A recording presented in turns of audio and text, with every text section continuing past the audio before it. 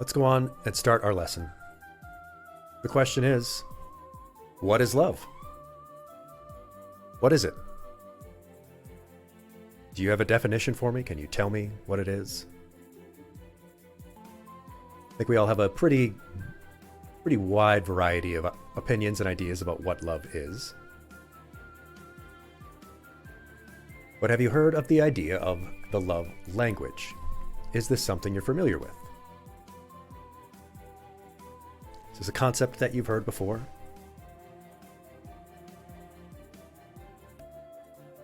Do you know what the supposed love languages are? Do you name any of them? This concept has gotten everywhere. This is an idea that exploded in the 90s and has now crossed the planet and covers it completely. This is where the notion came from.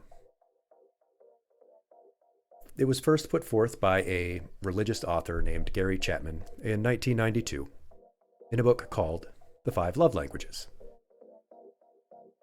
Chapman did not have a background in relationship counseling or therapy or psychology. He wrote this while he was working for a church, and it was his first publication. So the basis of the work, unsurprisingly, is from love and marriage from a religious background, specifically his fundamentalist, evangelical, Protestant Christian marriage perspective. As you've probably heard of it, you might know that it rather quickly, since then, exploded in popularity, like I said. There are variations that people have written about in the 5 love languages of business, 5 love languages of children, of the gym. There have been re-releases of books about the books and books about the books about the books. I even saw once an article written in a gastroenterology paper using the 5 love languages in teaching trainees how to perform endoscopies. So it's an idea that has gotten a lot of traction and is everywhere. It's sort of like that book series, the Zen and the Art of Such and Such. It's just everywhere now.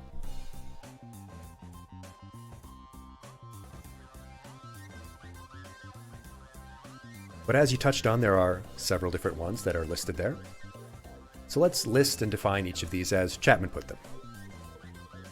Of course, it is the idea that people have a particular and categorizable way that they both express and also receive love, that is more effective and valuable to them than the other expressions of love.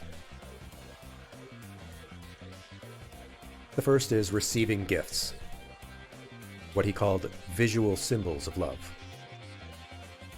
It was said that if you feel appreciated and valued when someone thinks enough of you to get you a gift, that your love language may be this one. Conversely, if you feel that getting something for someone you care about is how you best show your feelings for them, that may be how you express love. The second one is quality time, described most often as when you feel most valued when your partner wants to spend their time around you and give them your attention. The third one, acts of service, is when you derive the most value from someone doing things for you, usually depicted as chores. Physical touch, of course, in most people's eyes, refers to physical intimacy, sex, and other physical affection. And lastly is words of affirmation, compliments, verbal appreciation. All of these things seem like good things. In fact, for the most part, they're all part of a healthy and loving relationship. And subsequently, billions of desktop wallpapers and guides and infographics have been made to show you how these may define you and how you and your partner can have a better relationship by using them. Well, you might disagree with what I'm about to go through, but that's all right. We can talk about it.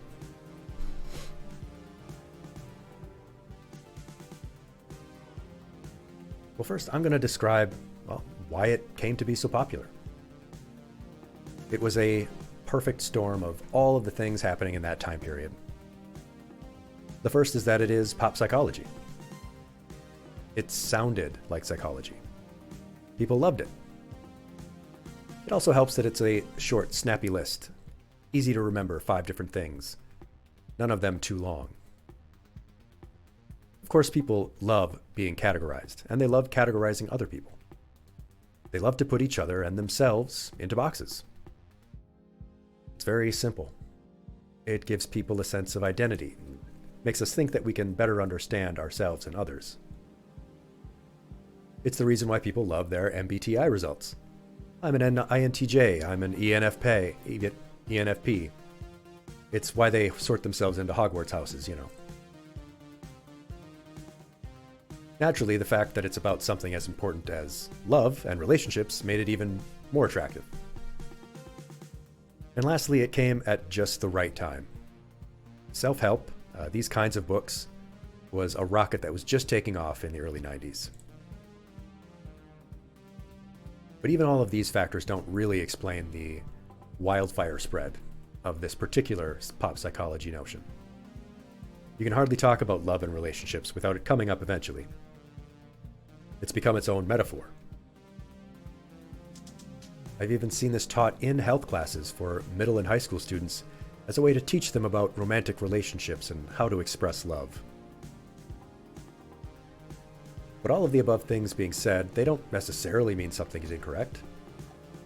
So is there any truth to the notion that Chapman put out, and for whom so many millions of relationship gurus have advocated for and made variations of and made lots and lots of money talking about? Certainly none of the things on the list sound like bad things. Psychology Today and a million other websites from relationship therapists still use them. But there hasn't been a lot of empirical study on it, and what has been done doesn't give a whole lot of support. But again, all these things make it perfect for the internet age as well, and have contributed to its lasting popularity. It's perfect for a washed-out stock photo of a wheat field with someone standing wistfully in it and thoughtfully sounding a quote overlaid. That's more or less in it. An aesthetic. It's junk food. It's easy for a quick, fun quiz. It's convenient shorthand. There isn't really any jargon or deeper reflection needed. But is there any truth to it? Do people have a love language? Well, the research that has been done says that a person's forced choice primary love language, that is, when they have to choose just one, when they're presented with the option of what is your love language and they have to pick one, it usually doesn't actually coincide with the one that they would actually rate if they did so on a continuum. I'll explain that a little bit more in depth. That means when a person is given a series of choices of different things that they would like someone to do for them, and they rate them out as, you know, in the common way that you'll see a survey of very much or not very much, disagree, agree, strongly agree, you know, those kinds of things. When they do surveys like that, the results typically don't match the one that they pick when they have to pick just one. In one study, almost no one had gifts as their love language if they had to choose just one, but gifts rated the highest when it was a series of agree and disagree. So it really doesn't seem like people have a love language. Most people endorse multiple, many endorse all of them. Preferences can shift, and when they are forced to pick one, it's usually not connected to an open-ended choice. There are three assumptions that this theory makes. One is that there are love languages. Two is that there are 5 of them. And 3 is that speaking the same love language as someone will help your relationship. We just talked about one. Is there a love language? And it doesn't seem that there is. But if there were, are there 5 of them? How did Chapman even arrive at these 5? Well, I can tell you. I can tell you that I don't know, because we don't know where he derived these from, or how the number was chosen. It seems like it was probably just because 5 is the easiest number of things to remember. That still sounds like it's a decent number of categories. Are these 5 distinct enough from each other? Do they overlap? Could any of the 5 be split into more than one? We really don't know where these came from other than his religious influences. Lastly, Research on relationships that is done uses a bottom-up approach, where you start out by asking what people do in their relationships and what they like and don't like. This approach is top-down, where you just describe an anecdotal observation. The research, when it does find any distinct elements, sometimes finds 7 of them. So it doesn't seem like there is a concept of a love language, and it doesn't seem like there could be 5, since there could be more or there could be less. We don't really know. But does speaking the same language help in a relationship? Well, study on this final aspect is pretty limited, because when you have a hard time finding that people have a main love language, and how many of those love languages there are, studying whether or not people's main language matching or not matching makes a difference is pretty challenging. But when researchers have contrasted relationships where people seem to match and where they don't, there hasn't really been any meaningful difference between the two. Nothing that could be attributed to anything more than my partner does things for me that I like. None of the studies found any empirical evidence that supports couples with matching love languages or contrasting love languages have better or worse relationships. But let's talk about a few of them individually. These aren't necessarily bad things, right? Let's take receiving gifts. Of course, getting gifts is certainly a way that people express their appreciation, and many people do feel valued when they find that someone thinks of them enough to get them a gift. But what the gift is,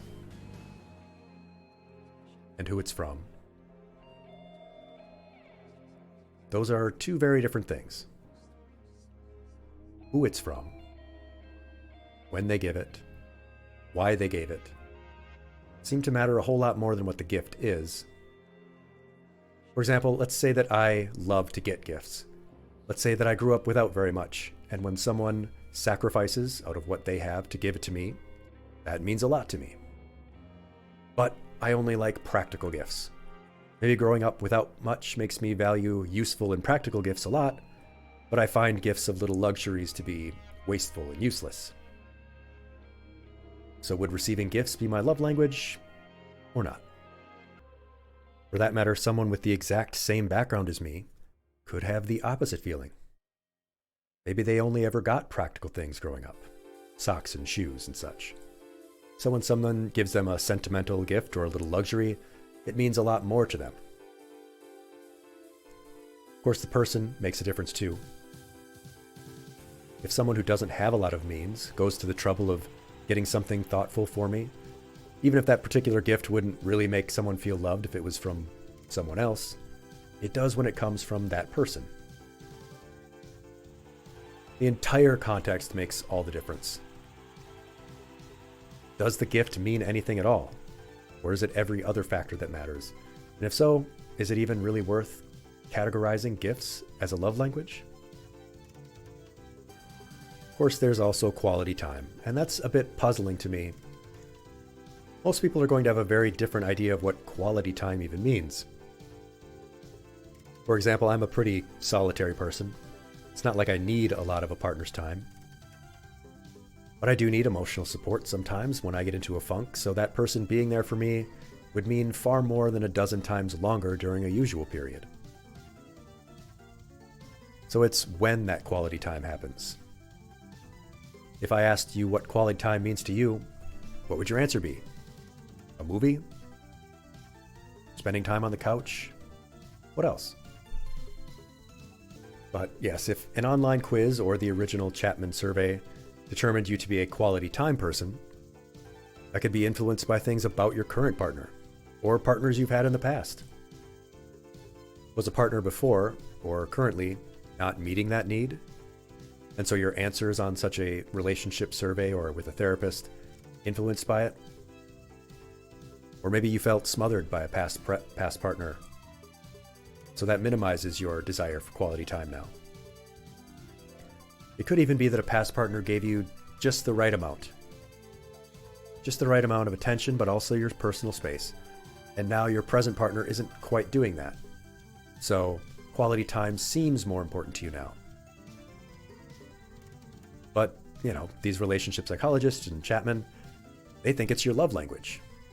Or maybe you do and you didn't quite understand what's not working in the relationship because you put yourself in that box. And the last one that I'll talk about specifically is physical touch. We have to talk about it. Naturally, people think about this one in terms of sex, but physical affection in general is what's meant here. This, of course, also has a huge variety of meanings for people. One person might enjoy sex and find it as an expression of love, but they might be very uncomfortable with other types of physical affection, particularly in public. Or it might be reversed. Or someone may enjoy giving their partner sexual or physical affection, but they don't find it all that important for themselves. Again, we find that context is what causes these things to overlap with the other labels and with other things that aren't even categorized.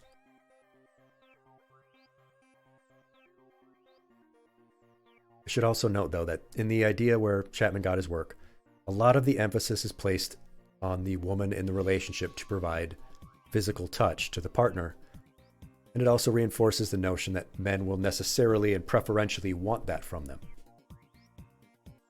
And it's combined with some of the other social expectations about gender expression, which adds more pressure. It's complicated also by cultural considerations that were to factor in his thinking about this. Different ideas of about what's considered appropriate or uncomfortable. In either case, it can lead to one partner feeling compelled to provide intimacy, or their partner might be dissatisfied. And one or the other partner, again, maybe due to past experiences, may have feelings that are very fluid on the issue. Hypothetically, and just for you to consider on your own, how much does this matter to you in a relationship? To your partner's feelings and their validation? I'll just leave that one for you to consider on your own.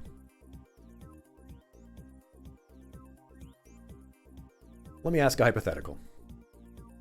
A couple, X and Z, as you see here, after their young child is asleep, they curl up together on the couch to watch one of the partner's favorite TV shows. Is the love language being spoken here physical touch, or quality time, or a mix of both? While you're thinking about it, what about if it's X who wants to watch the show and is the one who insisted they watch it?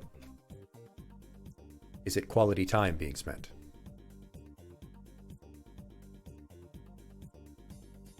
What if it was Z who assumed that X wanted to watch it, but X would really have rather spent that quality time alone because they know that Z doesn't like it, and, like me, I don't want to watch a show with someone who doesn't like it. Maybe X is a quality time person, but not a physical touch person. So does this act help or hurt their relationship?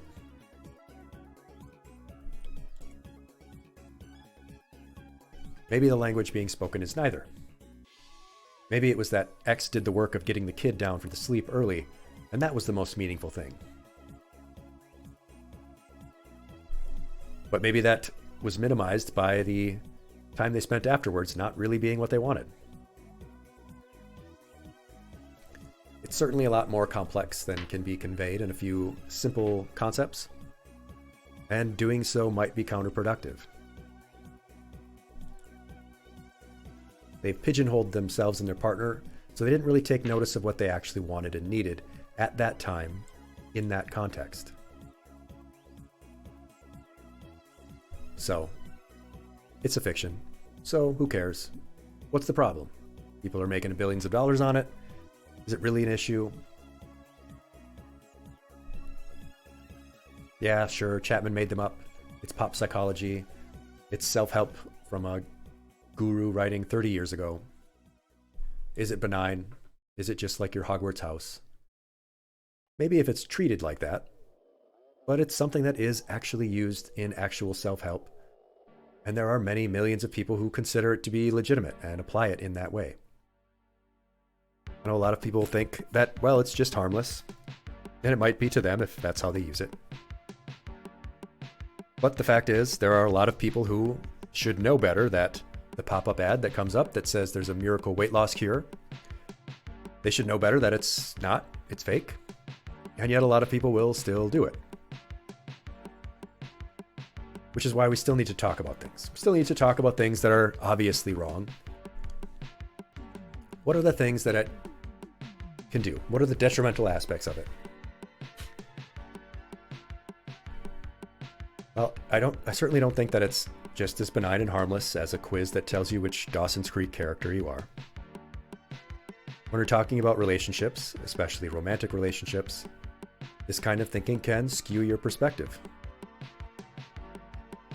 Especially since it is still being taught to young people, even in schools. Teaching people that they're in a particular box makes them expect certain things from themselves and a partner. There's an assumption that this is maybe just a good jumping off point so that they can learn how there are different ways to show that you like someone. And that's true, but they're young people. They don't understand this yet. They're going to take this with them as if it is a box to put themselves or someone else in. An obvious issue here is one with physical touch. As I said, another big criticism of Chapman and his work is how it reinforces gender stereotypes and reinforces to boys that they should want and need sexual satisfaction. And someone boxing themselves into these categories may feel like they need to give more than they're comfortable with in order to show that they love someone. I also think it can create insincere expressions. Doing things not out of love, but because you expect the person wants them.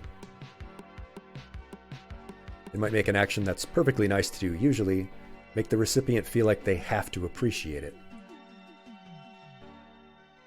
It can also lead to what's called relationship scorekeeping, where people consciously or otherwise sort of keep score of a sort of what have you done for me lately? How much of what I like have you done for me as opposed to what you've done for me that I like lately?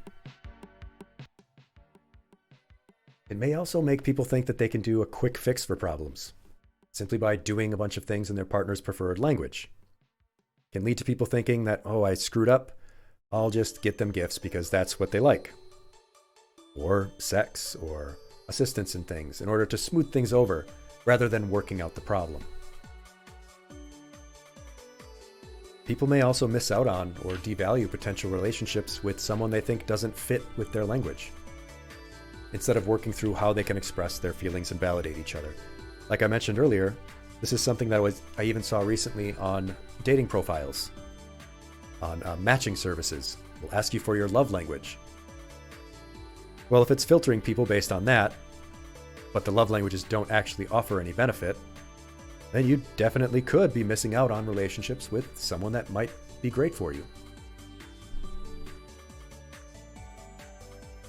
It might also cause someone to fixate on what they think theirs is. And if they're fixated on it and they get something from that person that should be in their language, but it doesn't work, they'll start worrying, well, why didn't it work?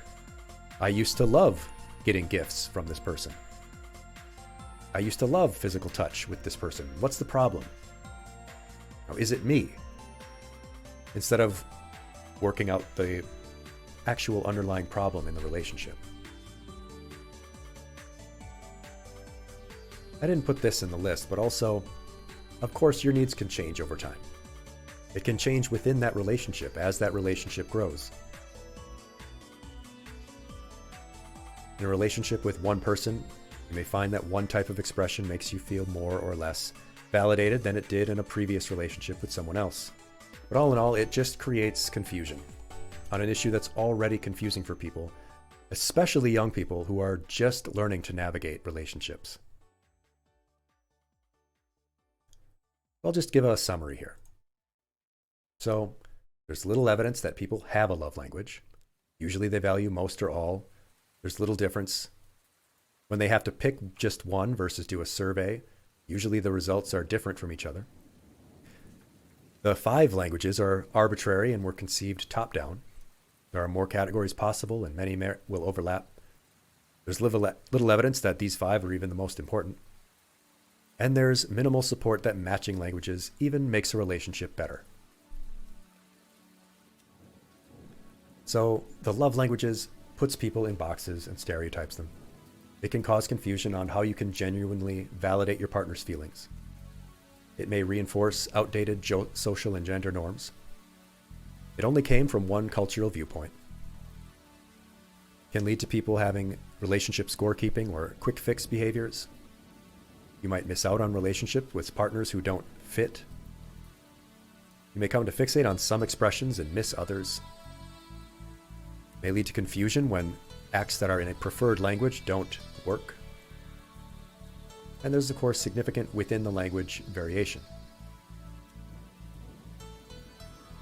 Well, so it's bad, so it sucks, so it's not true and it can lead to harm. So what else? What else should you do? Well, I mean, I don't need to be a rocket scientist to tell you that it's communication, obviously. If you do want to have an understanding of what things your partner wants you to do for them, tell them when something makes you feel appreciated. If someone does something for you in your relationship, tell them, and don't wait. Tell them shortly after. Thank you, that made me feel really good. And also consider the context. That type of thing they did for you that made you feel really good, it might have been the other things happening at the time that made it work for you. If you do something for someone in your relationship, ask them if it made them feel appreciated. And also consider the context of that. If they tell you that something you did for them did make them feel appreciated, keep in mind the context. Did you do it for them when they were feeling down and it was just something they needed as a pick-me-up? And maybe it wouldn't mean that much at a different time. Conversely, if something doesn't make you feel appreciated, tell them. Don't be embarrassed to tell someone that something they did for you, well, it didn't really matter that much to you. I know you don't want to hurt the person's feelings, that they did this thing for you and it wasn't that big a deal to you. But it's probably better that they know that early. And if you do something for someone and it doesn't seem like it really hit for them, or they didn't give you the reaction you thought, ask them. Ask them if, was that just not a big deal for you? And again, keep in mind the context. But there's also a whole other method, something that's completely different from what Chapman wrote and did. Something that relationship psychologists who have done the research and studied have come up with. And it's called the Gottman method from Dr. John Gottman, a psychologist and researcher in relationships. And he wrote what's called the sound relationship house method. Unlike the love language model, which doesn't really teach any relationship skills, the Gottman method combines both exercises and ongoing practices. And it also talks about dealing with conflict, which the Chapman ideology does not. You see here the house that's built, where if you are, whoa, Chico. Thank you for the hearts. I think that's perfectly in keeping with what we're talking about here. In the first stage, you create a love map together. It's a shared exercise. So let's build our way up through this house. Let's start with the first one. The first being the love map. And in that first stage, what you do in this exercise, you answer questions about each other and learn about each other's inner lives. That's all right, Chico. Go ahead and lie down. Yes, Vtuber. This is something that is used in relationship therapy. The name may not be familiar. This has a particular series of questions that are asked, giving you a ground floor. Because a lot of times we know a lot of things about each other, but we don't really understand each other's inner worlds. And I will certainly do that for you, Chico. Don't worry. The second aspect of the Gottman method is fondness and admiration. It's the idea that there are two opposing feelings in a relationship: fondness and contempt. The antidote to contempt is expressing the ways in which you admire the person. This not only makes them feel validated, it reminds you of the reasons that you like them. The next step up on the house is turning towards instead of away. Be looking for attempts by your partner to connect, and be sure to respond. Even if it's to tell them that you can't do something, but you appreciate them wanting to. But don't let them reach out and find nothing there. That's what leads to feeling disconnected, and it will undermine their willingness in the future to reach out. Then it's positive perspective. Assuming good intentions and actively noting the positive attributes of your partner, but also yourself. Building your own self-worth and acknowledging that your partner likes you for good reason and that you're enough.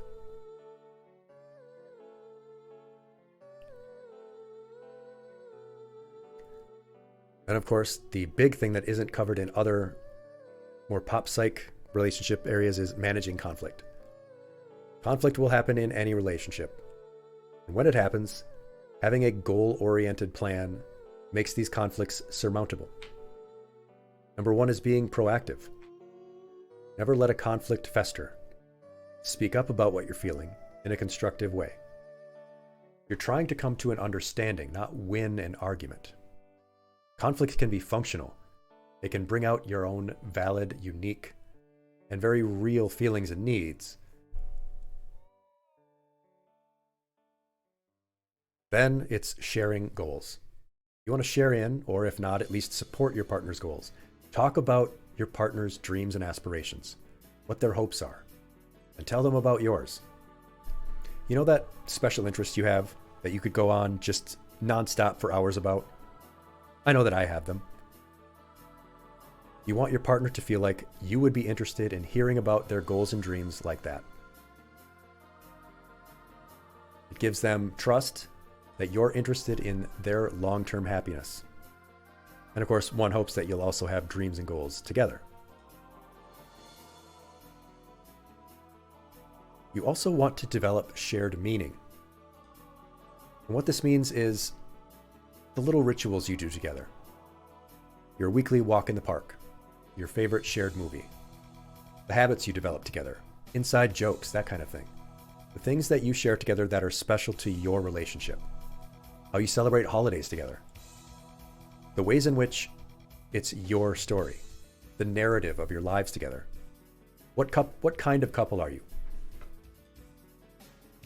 When a sports team lines up, they're all in the same uniform, they all have the same mascot, same logo. Their fans have a particular chant and cheer that they do. They have a shared history. The team and its fans have a shared meaning. Do you and your partner? Is it your story or their story?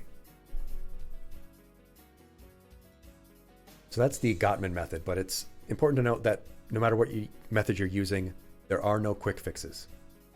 And that was just one of the other relationship models that can be used in relationship therapy. The big takeaway is that there are no quick fixes. There isn't a short, snappy set of lines or an online quiz that you can do that can tell you who you are or what you need.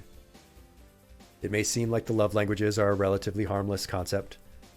It is strange that something that sounds like it came from a Cosmo magazine article became a 50 million best-selling institution that has taken over pop psychology. But unlike an online quiz that will tell you what Pokemon type you are, this concept can give you some skewed ideas about a very important thing. It shortchanges you. Your emotional needs are not categorizable, let alone into boxes. And they're not just fluid, they change daily, from moment to moment. So that's our little spiel today. We experience life moment to moment. Our emotional needs are likewise moment to moment. Reflect in those moments on what you're needing at that time and communicate it to the person that you care about. That's all I have for you on the lesson. Thank you for listening.